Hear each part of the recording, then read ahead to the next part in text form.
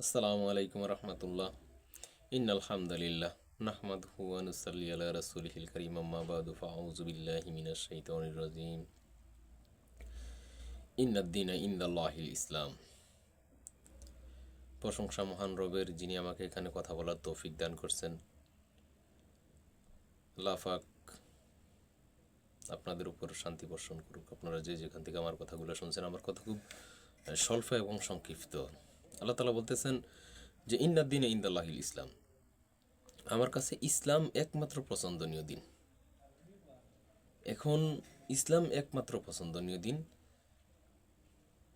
আল্লাহ তাআলা অন্য আরেক আয়াতে বলেন যে ওমাইয়াবতাগি গায়রাল ইসলাম দীনা ফালা ইউকবালা মিনহু ওয়া হুয়া ফিল আখিরাতি মিনাল খাসিরিন। ইসলাম ছাড়া অন্য কোনো ধর্ম, অন্য কোনো মত পথ যে গ্রহণ করবে সে পরকালে ক্ষতিগ্রস্ত হবে। এখন আমাদের সমাজে বিশেষ করে নির্বাচন আসলে কিংবা রাজনৈতিক প্রেক্ষাপটে একটা কথা শোনা যায়, সেটা হলো কি? সেটা হলো ধর্ম নিরপেক্ষতা। আসলে ধর্ম নিরপেক্ষ হয় না, ধর্মপক্ষে থাকে। ধর্মপক্ষে থাকে আপনার ধর্ম ইসলাম ছাড়া অন্য আরও যে সকল ধর্ম আছে, এরা বাতিলের পক্ষ নেয়, আর ইসলাম ইনসাফের পক্ষ নেয়। সঠিক যেটা সেটাই ইসলাম, ভুল যেটা সেটাই অন্য ধর্ম। মূলত ধর্ম নিরপেক্ষতার নামে নাস্তিকতা, মানে কোনো ধর্মই বিশ্বাস করে না, এটার বহিঃপ্রকাশ ঘটাইতে চায়। আর নাস্তিকতা বলতে মূলত বোঝায় যে আমরা কোনো ধর্ম মানি না, কিন্তু আসলে নাস্তিকতা মানে হলো শুধুমাত্র ইসলাম ধর্মের বিরোধিতা করা। আপনি দেখবেন নাস্তিকরা হিন্দু ধর্ম, খ্রিস্টান ধর্ম, ইহুদি, বৌদ্ধ কোনো ধর্ম নিয়ে কথা বলে না, শুধুমাত্র ইসলাম ধর্মের বিরোধিতাই করে। তার মানে নাস্তিকতা হলো ধর্মদ্রোহী, ইসলাম ধর্মদ্রোহী। ধর্মনিরপেক্ষতা বলতে কিছুই নেই। আপনি যখন ধর্ম নিরপেক্ষ থাকবেন, মানে কোনো ধর্মই মানেন না, আপনি একজন হিন্দুর উপরে কি ন্যায় বিচার করবেন? একজন অমুসলিম কাফের সম্পর্কে কি দায়িত্ব পালন করবেন আপনি?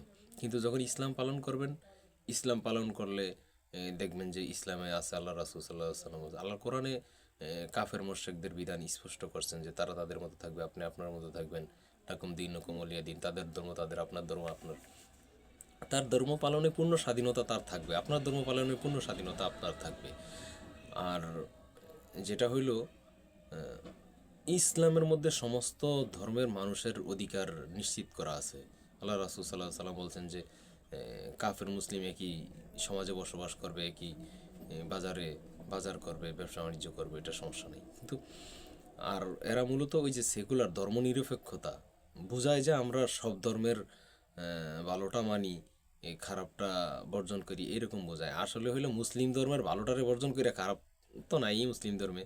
মানে মুসলিম ধর্মের মানে যেটা কায়েম করা লাগবে, এইসব বিষয়গুলো বাদ দিয়া যেটা যেটা নরম নরম ইসলাম, নরম নরম বিধান যেখানে আছে ওগুলারে মানে, যাতে কোনো বিপদ মুসিবত না হয়। আর এতে কইরা কাফের মুশরিকদেরকে খুশি করা। ধর্ম নিরপেক্ষতা মানে হইল কাফের মুশরিকদেরকে খুশি রাখা। ধর্ম নিরপেক্ষতা মানে আল্লাহর আইনের বিরুদ্ধে নতুন আইন প্রণয়নের যে শক্তির যোগান দেওয়া। ধর্ম নিরপেক্ষতা মানেই হইল মুসলিমদেরকে নির্যাতন করা। ধর্ম নিরপেক্ষতা মানেই হইল আল্লাহ এবং আল্লাহ রাসূল সাল্লাল্লাহু আলাইহি সাল্লামকে অপমান করা। ধর্ম নিরপেক্ষতা মানেই হইল ইসলামের আইনের বিরুদ্ধে বিদ্যাঙ্গুলি প্রদর্শন করা। সুতরাং ধর্ম নিরপেক্ষ যেই বলবে সে কাফের, মুরতাদ, নাস্তিক, তাদেরকে বর্জন করে ইনশাআল্লাহ। ওয়া মা আলাইনা ইল্লাল বালাগ।